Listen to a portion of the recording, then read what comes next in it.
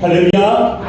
네, 오늘도 이렇게 예배 자리에 나오심을 환영하고 축복합니다. 옆에도 여러분들의 환영할 많은 우리 성도님들 계십니다. 우리 앞뒤 좌우 옆을 바라보시면서 환영합니다. 사랑합니다. 축복합니다. 참 잘 오셨습니다. 우리 인사하겠습니다.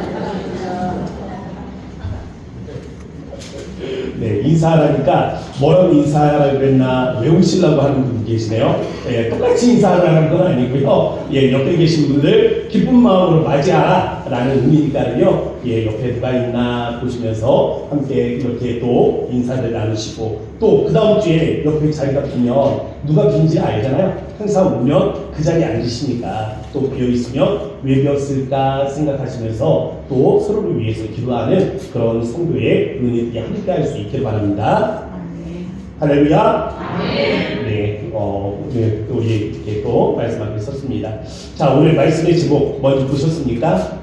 커튼콜이죠. 네, 이 커튼콜이 뭐냐면요, 우리 그 무대에서 공연을 하잖아요. 뭐 뮤지컬을 한다든지 아니면은 뭐 오페라 가수가 공연을 한다든지 뭐 여러 가지 공연들이 있지 않습니까? 그러면 공연이 마치면 어떻게 돼요? 막이 내려오겠죠? 커튼이 쭉 내려옵니다. 그러면 이 공연에 감동을 받은 관객들은 어떻게 합니까? 막 박수에 발차를 보내게 되죠? 막 이렇게 무대 박수 막 치면은 그 다음에 무대 밖으로 사라졌던 배우들이 커튼 문을 열고 밖으로 나와서 인사하는 바로 이 장면이 커튼콜이에요.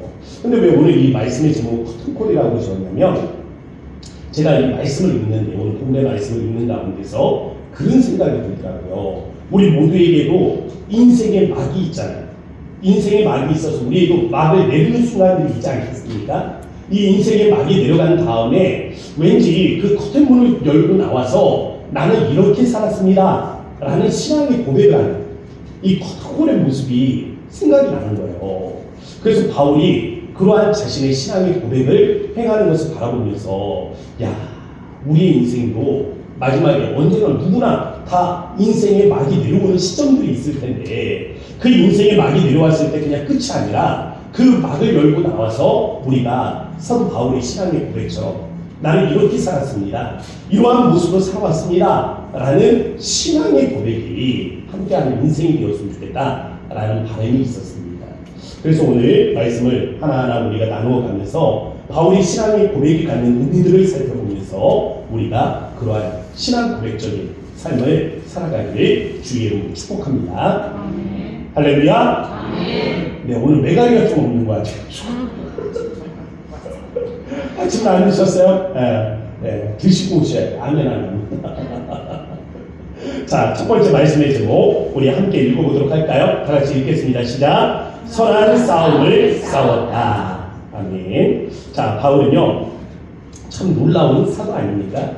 사람들의 질병을 고치죠. 이 사람들을 죽은 사람이 이렇게 살리는 능력까지도 있었잖아요. 그런데 그의 인생이라고 다 평탄한 것만 아니었습니다. 보면은요, 그는 남의 질병을 고쳤어요. 그런데 자기의 질병을 고치지 못했습니다. 그래서 끝없이 계속해서 쫓아오는 이 악한 고질병이 있었어요. 게다가 안질도 있었는데, 이 안질이 얼마나 심했는지 이 안질로 인해서 날마다 몸은 쇠약해져가는 것을 볼 수가 있습니다. 뿐만이 아니에요. 바울의 사역을 보면요, 태장을 3번 맞았다고 합니다. 태장이 39대의 매를 맞는 거거든요. 이 39대의 매를 그냥 뭐 호초를 맞는 것도 아니고, 이 곤장 맞듯이 큰 이 몽둥이로다가 39대를 맞으면 이 죽기 1도 직전까지 가는 겁니다. 3번. 그리고 돌에 맞아서 한 번 죽었다가 살아난 적도 있고, 또 타고 가던 배를 3번이나 파손했는데 일주일 동안 표류하던 경우들도 있습니다. 그래서 이 인생을 회고해보면 파란만장합니다. 이 파란만장함에 그는 역경을 이겨내며 자신이 선한 싸움을 싸워왔다라고 고백을 하는 겁니다. 우리가 보면요, 하나님께서는 실제로 우리 삶을 도우시려고 하는 경우도 있어요. 그런데 막상 우리 삶을 보면 하나님이 이게 진짜 도우시려고 하는 건가, 아니면 나를 무너뜨리려고 하는 건가 라는 생각, 이러한 이 착각에 빠지는 그런 경우들이 있습니다. 무엇입니까? 고통의 상황이죠. 우리가 고통의 상황에 처하게 되면 바로 이런 생각이 든다는 겁니다. 우리가 중병에 걸린다든지, 아니면 하던 사업이 망한다든지, 아니면 정말 절친 아니면 가족의 관계 이것들이 깨어질 이 경험들을 갖게 되면 어떻습니까? 아니 정말 하나님 나를 도우시는 분 맞나? 하나님이 살아계신 것을 맞나? 하는 그런 생각이 들 때가 있단 말이에요. 이 다윗 같은 경우도 시편 42편의 말씀에 보면 이런 상황들을 고백을 합니다. 시편 42편 3절 말씀 우리 앞에 화면 보고 다 같이 읽어볼게요. 다 같이 읽겠습니다. 시작. 사람들이 종일 내게 하는 말이 내 하나님이 어디 있느뇨 하오니 내 눈물이 주야로 내 음식이 되었구나. 아멘. 우리 42장 6절 말씀도 한번 읽어보겠습니다. 시작. 내 하나님이여 내 영혼이 내 속에서 낙심이 되고. 아멘.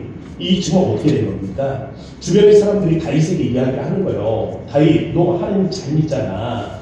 너 하나님께 정말 신실하고 예리한 자이잖아. 그런데 왜 너의 삶은 이런 거야? 너의 인생은 왜 이러는 거야? 라는 이 의구심 섞인 질문을 하는 겁니다.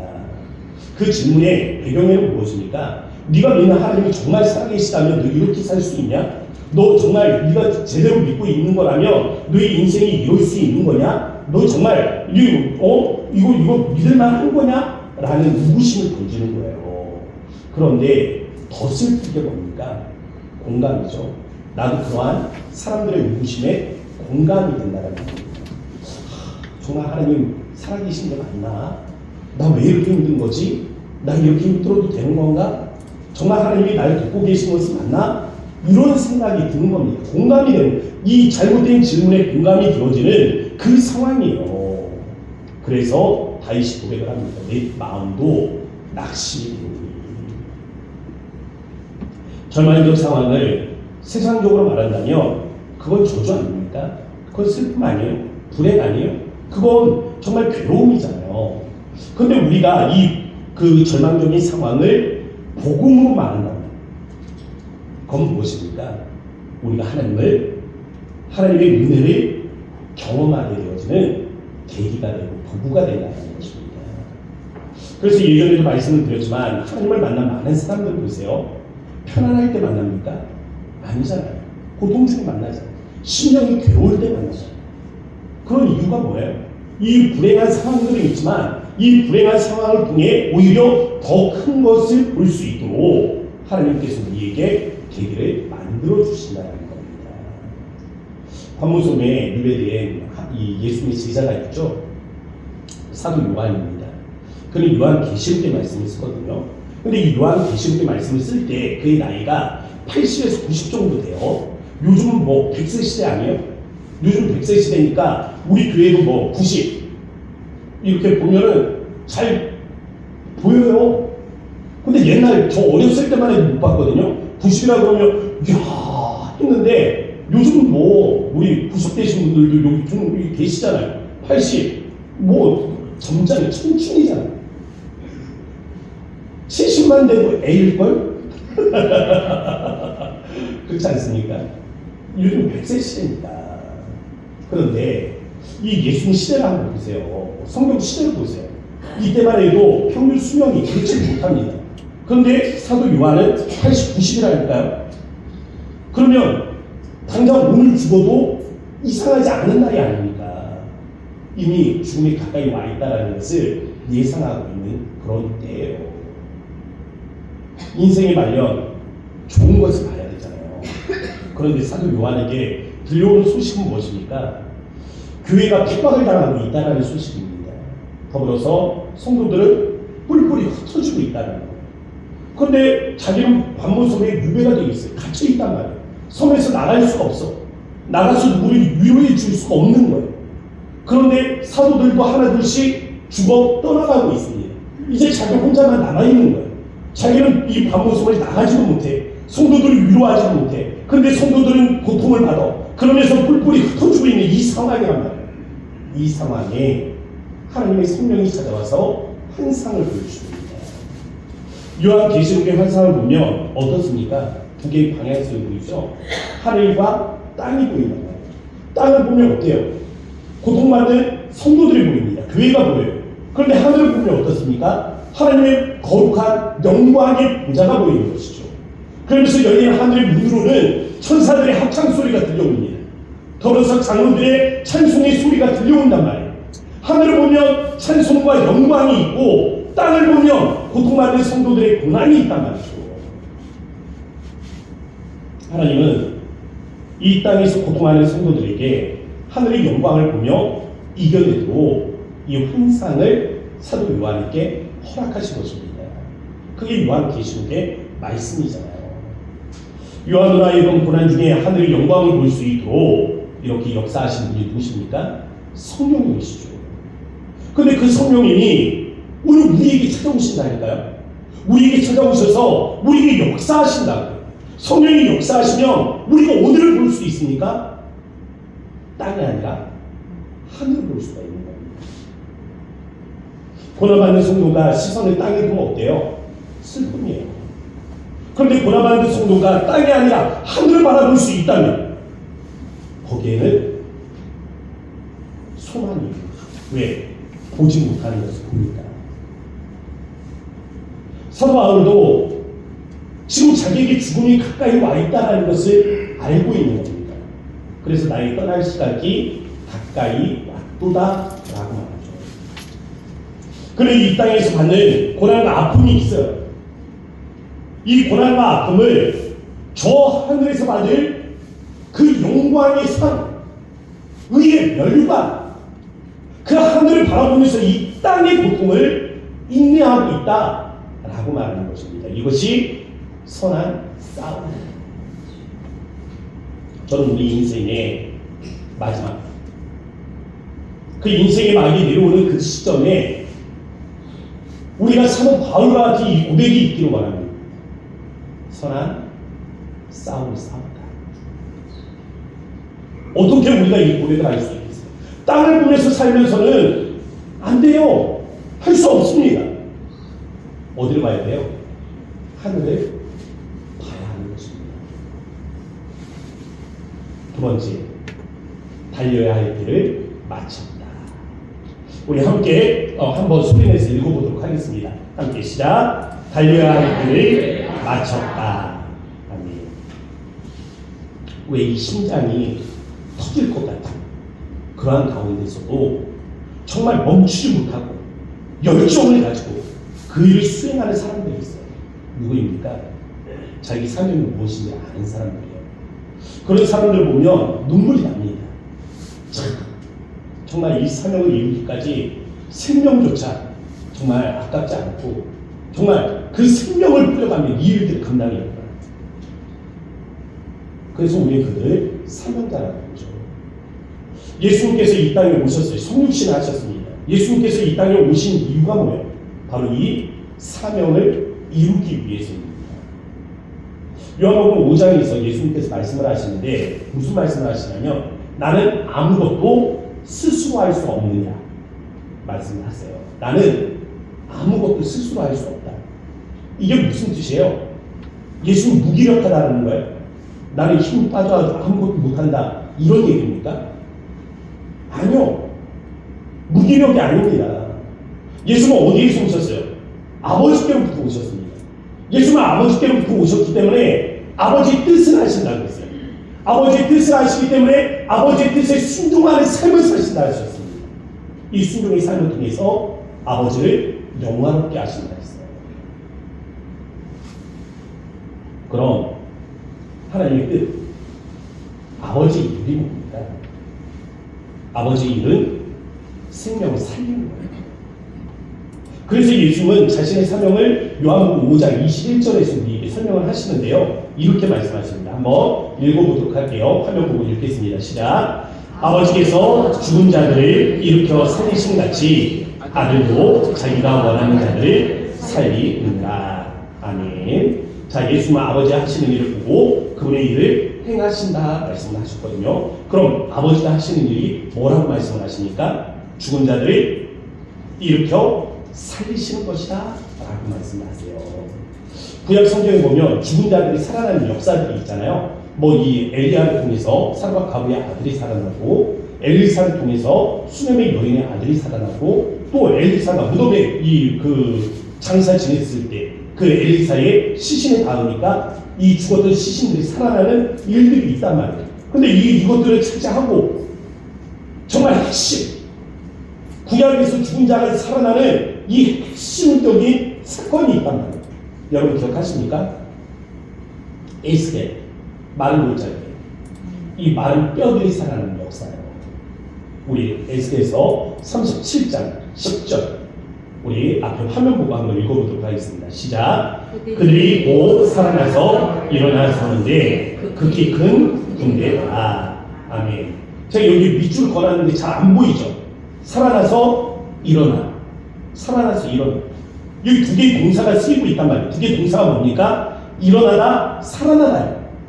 그런데 아버지께서 하시는 일, 뭐라고 그랬어요? 일으켜 살리는 것이라고 그랬어요. 두 개의 동사가 쓰이고 있어요. 이 두 개의 동사가 뭐예요? 일어나다, 살리다, 일어나다, 살리다. 똑같은 동사가 지금 같이 사용되고 있는 거 보이세요? 여기서 저는 일어나다. 헬라어로는 에게이요. 이 일어나다라는 단어에 주목을 하고 싶어요. 예수님께서 베데스다의 앉은 뱅이에게 말씀하셨습니다. 딱 두 마디 하시더라고요. 일어나라, 걸어가라. 일어나라, 걸어가라. 38년 동안 병자예요. 한 번도 일어나지를 못했어요. 그가 38년 동안 병을 앓을 때에 그의 청춘은 어디 있어요? 그의 젊음은 그냥 병을 이겨내는 데 있었던 거예요. 그냥 병을 앓는 데 있었어요. 그의 추억은 없어.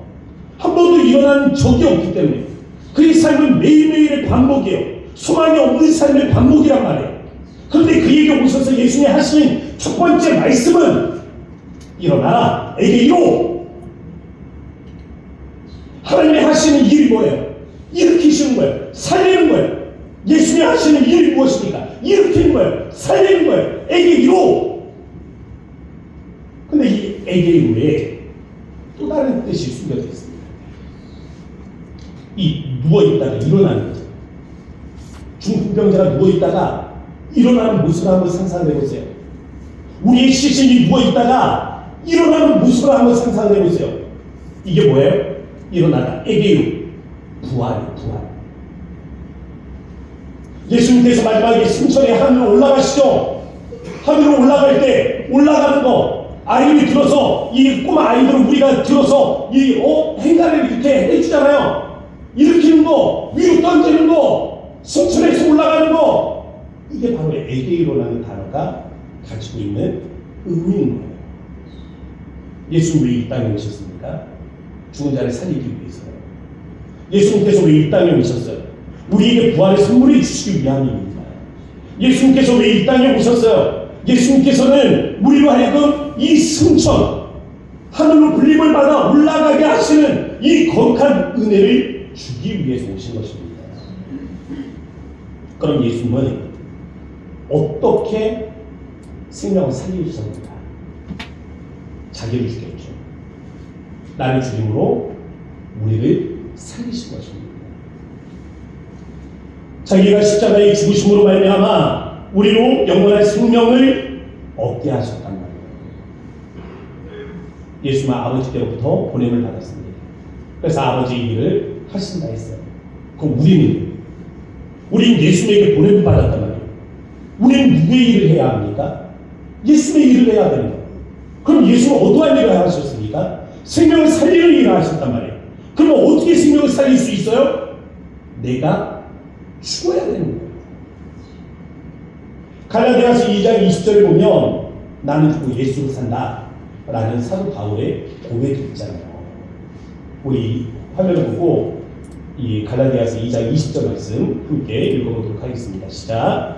내가 그리스도와 함께 십자가에 못 박혔나니 그런즉 이제는 내가 사는 것이 아니요 오직 내 안에 그리스도께서 사시는 것이라. 이제 내가 육체 가운데 사는 것은 나를 사랑하사 나를 위하여 자기 자신을 버리신 하나님의 아들을 믿는 믿음 안에서 사는 것이라. 아멘. 사도 바울에게 나의 달려갈 길 뭐라고 생각하세요? 나의 달려갈 길, 나의 삶. 그럼 내가 죽고 예수를 사는 거예요. 내가 죽어야 생명이 살아나는 것을 아는 거죠. 내가 죽어야 동족 유대인들이 살아나는 것을 알았던 겁니다. 내가 죽어야 이방인들이 살 수 있다는 것을 알았던 거예요. 오래전에 수천하신 우리 이중표 목사님 계세요. 이중표 목사님의 신학을 한마디로 함축한다면 사신신학이죠. 내가 죽어야 누군가 다시 살아날 수 있다라는 가르침입니다. 주기철 목사님의 일상 각오에 대해서 우리에게 말씀해 주셨어요. 내가 죽기를 각오하고 이 죽기를 각오하고 주의 복음의 말씀을 수고하며 나아가던 그런 이 정신입니다. 예전에 정동교회 그때 담임 목사님이었던 손정도 목사님이라고 했어요. 이분은 거지 정신에 대해서 우리 가르쳐 줬습니다. 이 걸레 정신. 이 걸레 정신이 뭡니까? 비단이 있잖아요. 비단은 어때요? 예쁘잖아요. 곱잖아요. 그런데 비단 없으면 죽어요? 못 살아요? 살 수 있어요. 없이도 삽니다. 그런데 걸레가 없어요. 하루도 못 사는 사람들이 있어요. 왜 걸레가 없으면 못 살아요? 당장에 뭐 흘리면 걸레로 닦아야 되잖아요. 이 걸레가 있어야 되잖아요. 그래야 우리의 삶이 정결해지잖아요. 걸레가 없으면 못 산단 말이에요. 매일매일 필요하단 말이에요. 순간순간 필요로 되어진다고요. 근데 비단은 없어도 살 수 있어요. 걸레는 자신을 더럽혀서 세상을 깨끗하게 하는 존재입니다. 근데 이 걸레는 아무나 되지 못한다고요. 철저히 자신의 자아가 죽어야 됩니다. 그런데 내가 죽으면 누군가는 살아나요. 신기하죠? 오늘 여러분들의 주변을 한번 돌아보시기 바랍니다. 나 때문에, 나로 인해서 누군가 살고 있습니까? 나 때문에 누군가 죽는가 생각을 해보면 떠오르는 사람들이 있어. 나 때문에 상처받은 사람, 내 말을 듣고 시험에 빠진 사람. 그런데 여러분들 때문에 살아난 사람이 있냐고요.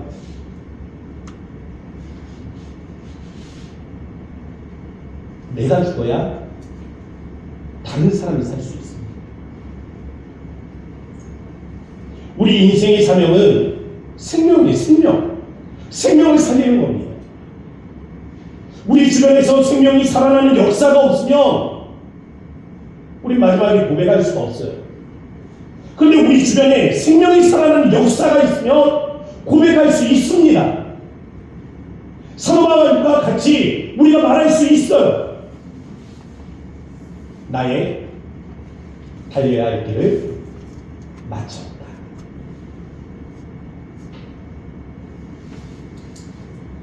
마지막으로 세 번째입니다. 믿음을 지켰다. 우리 함께 읽어볼까요? 다 같이 시작. 믿음을 지켰다. 아멘. 자, 야고보서의 저자는요, 예수님 동생입니다. 예수님 제자 중에 야고보가 있는데 이 제자 야고보는요, 성경 말씀을 기록할 겨를도 없었어요. 왜? 순교를 당했기 때문에. 이 동생, 예수님의 동생 야고보가 유대인들에게 이 야고보서를 전하게 되는데요. 이 야고보서에 보면 고통당하는 그리스도인들에게 인내의 삶을 가르치고 있습니다. 그런데 이 야고보서 5장에 보면 어떤 내용이 있냐면 농부에 관한 비유의 말씀이 등장해요. 이 농부는요, 이스라엘에 있습니다.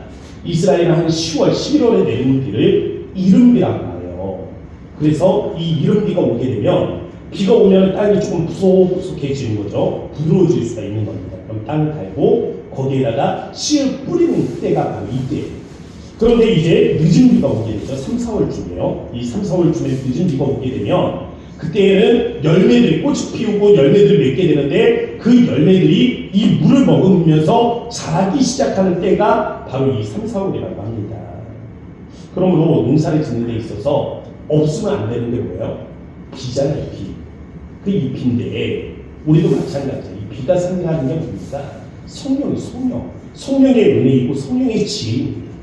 성령의 지혜가 없으면 우리도 삶의 온전한 열매를 맺을 수 없다라는 가르침이죠.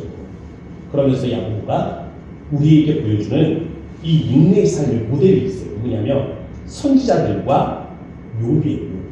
이 욥에 대해서 한번 말씀을 드려볼게요. 욥 한번 생각을 해보세요. 어떻습니까? 욥의 삶.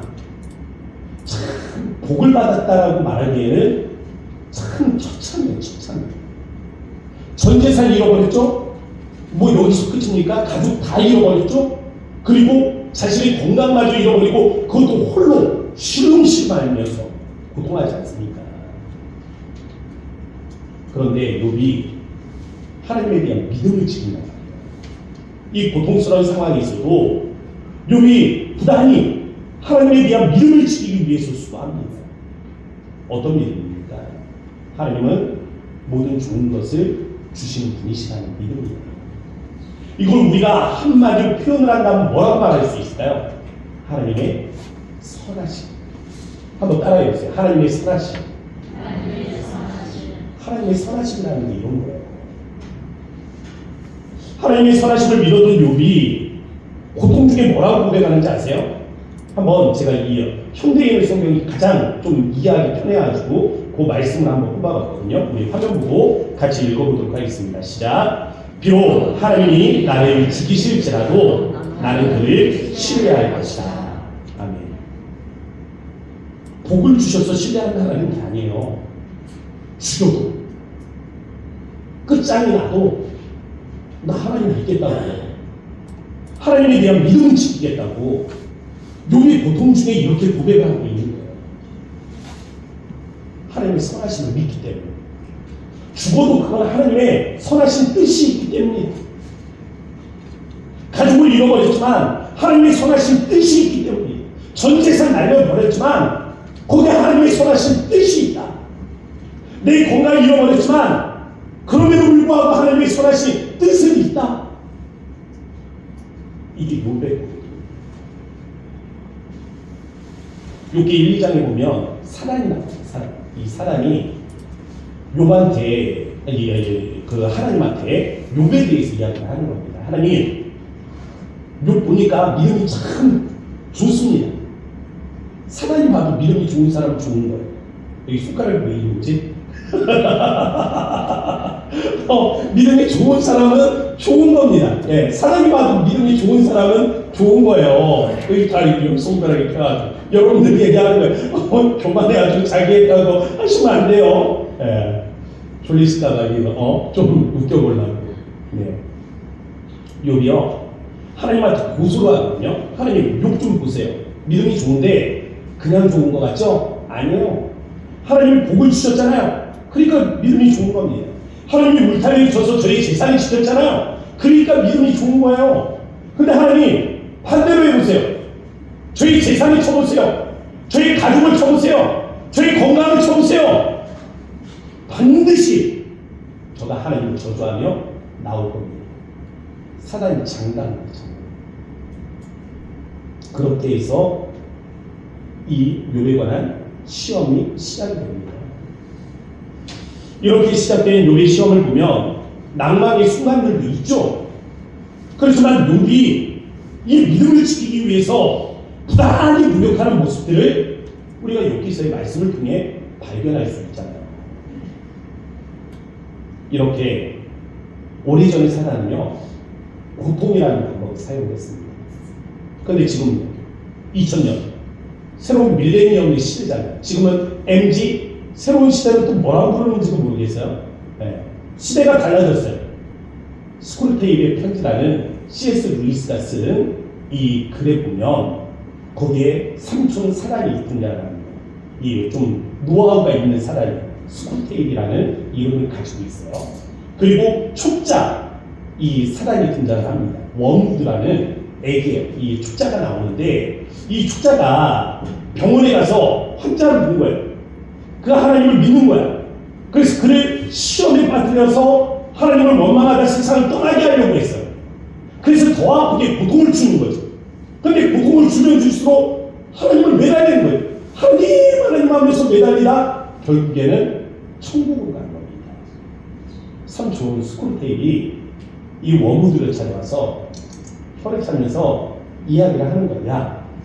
오른쪽 수법인데 너 그렇게 해서는 너 사람들 지금 못 보낸다? 하면서 들려주는 이야기가 뭐냐면 인간은 그렇게 고통을 주면 안 된다는 거예요. 그러면 더 하나님을 의지하는 경향이 있다는 거죠.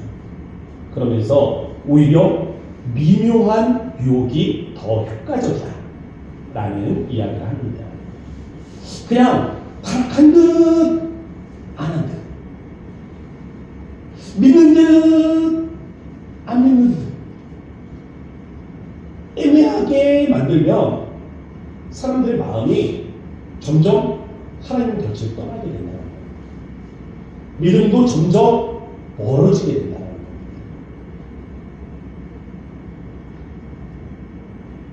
그냥 오늘의 일상처럼 평안했으면 좋겠다. 기도 제목이 뭐냐고 물어보면 그냥 나는 이 일상처럼 무탈하게 평안했으면 좋겠어요 라는 분들이 계십니다. 뭐 의미를 알아요. 그런데 저는 그런 분들에게 묻고 싶더라고요. 당신의 믿음은 안녕하십니까?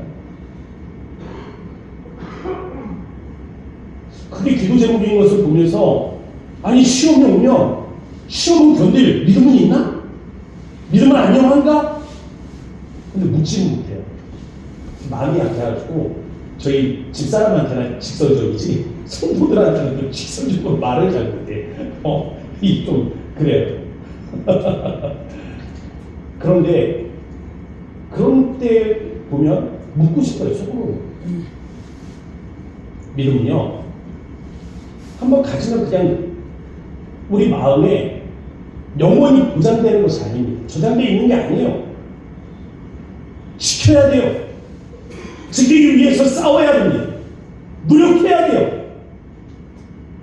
여러분의 믿음을 지키기 위해서 오늘 무엇을 하고 있나를 생각을 해보세요.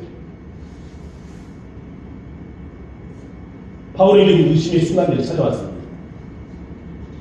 태장을 맞을 때, 돌에 맞아 죽을 뻔했을 때, 감옥에 갇혀 다가오는 죽음을 기다려야 할 때. 그러나 바울은 자신의 믿음을 지켰어요. 하나님은 선하시다라는 이 사실을 온전히 믿기 위해서 내면의 수없는 싸움들을 이겨낸 것입니다. 하나님이 선하시다 믿으면 하나님의 뜻에 순종할 수 있습니다.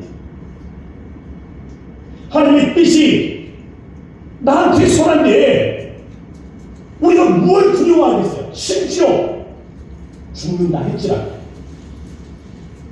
심지어 죽는다 할지라도 뭘 의심하겠습니까?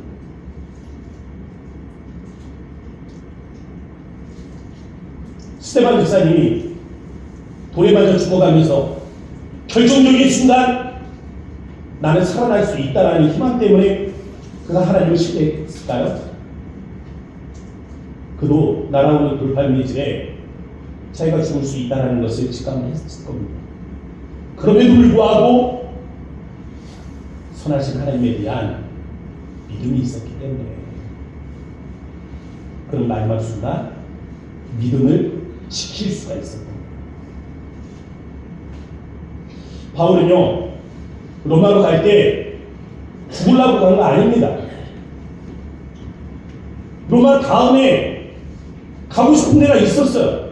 서바나입니다. 서바나. 지금으로 이야기하면 스페인이에요.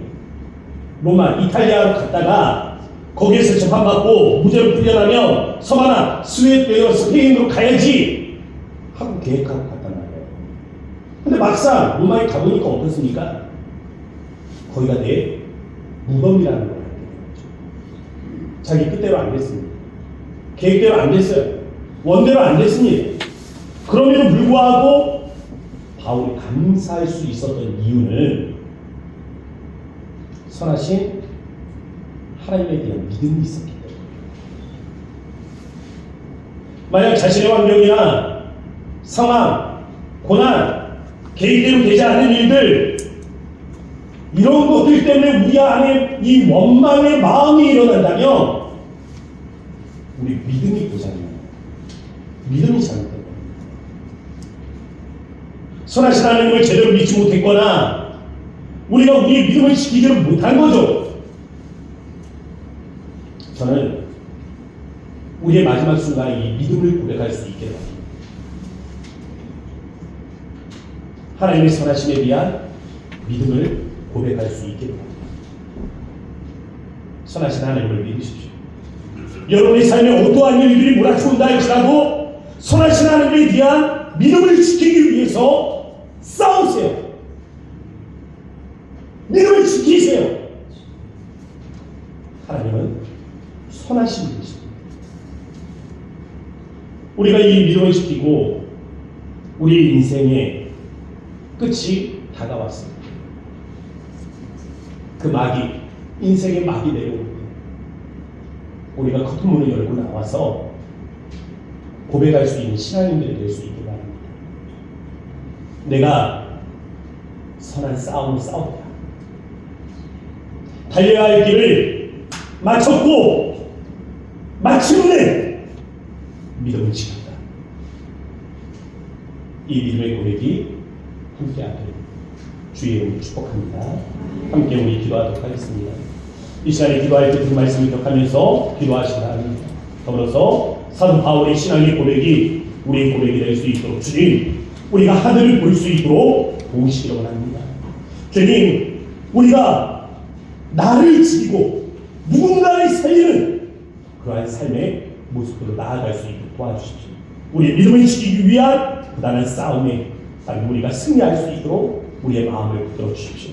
우리 주의만 머무르시고 이 시간에 들은 말씀을 기억하며 간절한 마음으로 기도하며 나아갑니다. 주여, 아버지 하나님 그렇습니다. 또래 하나님께서 우리에게 주신 이 말씀을 기억하며 하나님 앞에 하나님 간절히 기도하기를 원합니다.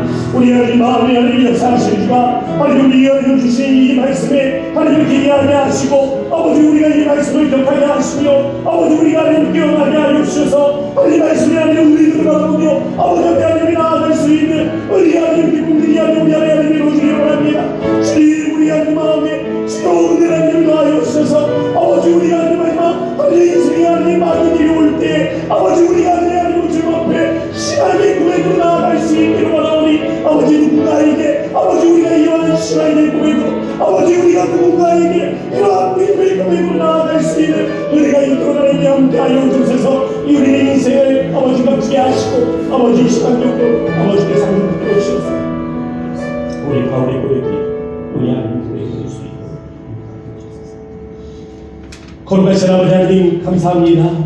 오늘 인생의 마지막을 바라보며 사도 바울이 제자 디모데에게 고백하는 것처럼 내가 선한 싸움을 싸웠고 달려야 할 길을 마쳤고 마침내 믿음을 지켰다 고백하는 것처럼 우리가 인생의 하나님 어느 시점 하나님 그 막이 내려오는 것을 바라보게 될 때 우리가 우리의 또한 사랑하는 가족에게 자녀에게 하나님 믿음의 공동체 형제와 자매들에게 사도 바울의 고백으로 함께 고백할 수 있는 이러한 믿음이 이루어지기를 원합니다. 함께하여 주셔서 우리가 하늘을 바라보며 선한 싸움을 싸울 수 있도록 주여 은혜를 더하여 주옵소서. 나를 죽임으로 우리 주변의 생명이 살아나는 하나님 우리의 달려야 할 길들을 달리는 은혜가 있도록 주여 역사하여 주옵소서. 마침내 우리의 믿음을 지키기를 원하오니 하나님은 선하신 분이심을 우리가 믿음으로 바라보며 끝까지 이러한 믿음 간수할 수 있도록 역사하시고 주님 우리의 믿음 위에 하나님께서 함께하여 주셔서 하나님 천국 가는 그날까지 하나님 우리가 이러한 삶들을 살아가며 마지막 순간 이 사도 바울의 고백과 같이 하나님 신앙의 고백으로 설 수 있도록 주님 우리의 삶에